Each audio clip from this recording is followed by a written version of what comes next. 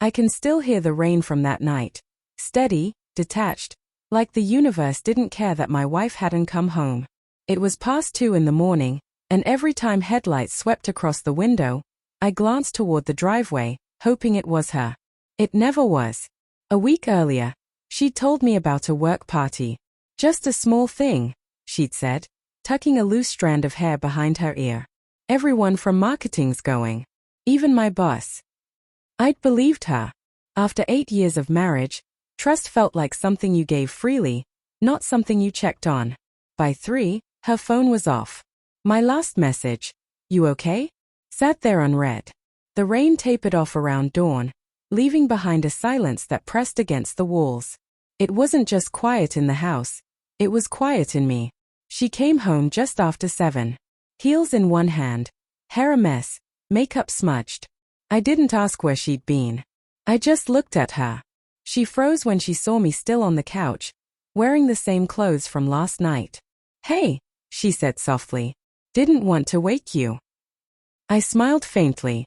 "You didn't have to worry. I didn't sleep." Her eyes darted, searching for a story.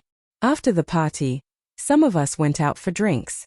I didn't realize how late it got. Her voice wavered halfway through. She was never good at lying. Once, I'd found that endearing. "Was your boss there too?" I asked. She hesitated, then nodded. "Yeah, everyone was." "Good," I said. "I'll make sure to send him the invoice." Her brows furrowed. "Invoice? For the Uber I'm about to take to go pack your things?" The color drained from her face. "What are you talking about, Michael?" I stood, keeping my voice even. "I don't do 3 a.m. mysteries. Not after 8 years. You walked out of here last night as my wife and came back as someone I don't recognize." Her lips quivered. "It's not what you think." "Then tell me what I should think." She opened her mouth but no words came. Just that same suffocating silence. I turned away, poured myself a cup of the coffee I'd made hours ago. It was cold, bitter, fitting. She followed me. "Please, can we talk about this?" "Talk about what, Sarah? That you turned off your phone? That you didn't come home until sunrise? Or that your boss's watch was sitting in your passenger seat?" Her breath hitched. Her hand flew to her mouth like she could push the truth back in. "Michael," she whispered. "I already called him," I said quietly. "Told him I found his Rolex.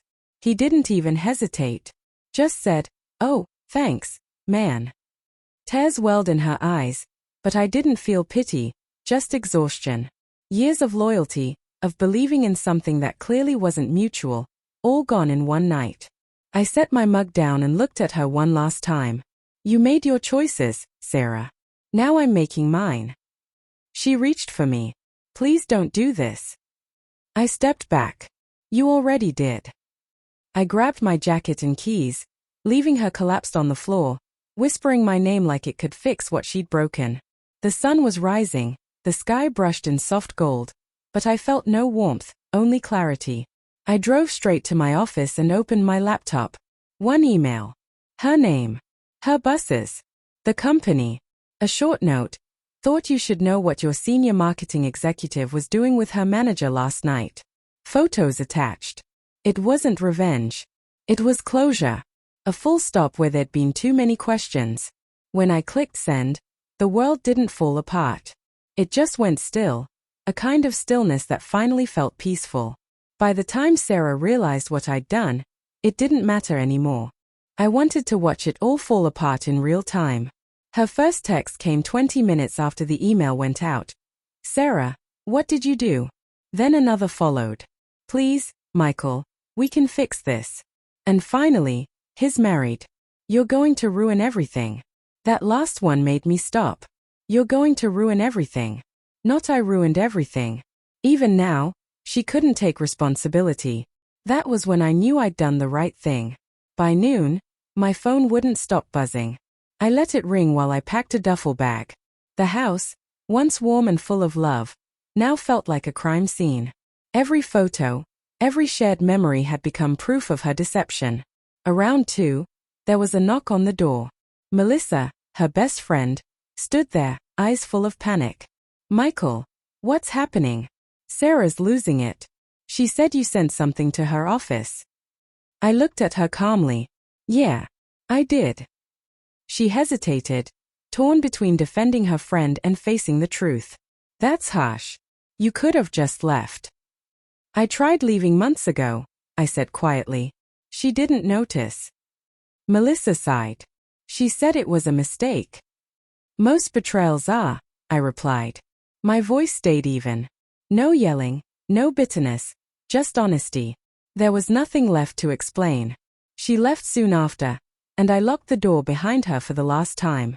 That night, I checked my inbox again. There it was, a response from HR. Thank you for bringing this to our attention. We are conducting an internal investigation. I didn't feel proud of what I'd done, but I didn't feel guilty either. There's a thin line between forgiveness and self-respect, and she'd crossed it long ago. When she came home that evening, she looked wrecked, eyes red, face pale. You got me fired, she said, voice shaking. No, Sarah, I answered. You got yourself fired. I just told them the truth. She sank onto the couch, covering her face with her hands. You could have talked to me. You didn't have to destroy me. Destroy you? I said softly. I spent years holding you together. I just stopped. She started crying harder. I made a mistake. One night doesn't end a marriage, I said. But lying about it does. Please, she whispered. I'll go to therapy. I'll fix this. I shook my head. You can't fix what stopped existing last night. The silence that followed wasn't heavy anymore. Just final. I stood and picked up the envelope from the table, handing it to her. Inside were the signed divorce papers. You already had these? She asked, disbelief in her voice. No, I said. I printed them this morning. I walked to the door, pausing for a moment. You'll be fine, Sarah. You always land on your feet. Just not in my life anymore. Outside, the air felt cleaner, lighter. I didn't feel broken. I just felt free. A week later, I moved into a small apartment by the coast. Quiet, simple, peaceful. Some nights, I'd sit on the balcony listening to the waves, realizing how easy it is to lose yourself trying to save someone who doesn't want to be saved. A month passed before she reached out again. One text. I hope you're happy. I typed back. Not happy. Just at peace. I sent it without hesitation this time, without guilt or second thoughts. That was the real closure. Not revenge, not her downfall, but the moment I no longer needed her remorse to move on. Because sometimes the most powerful revenge isn't anger or exposure, it's freedom. And that morning, as the sun rose over the ocean and the world turned gold again, I finally understood what peace really felt like.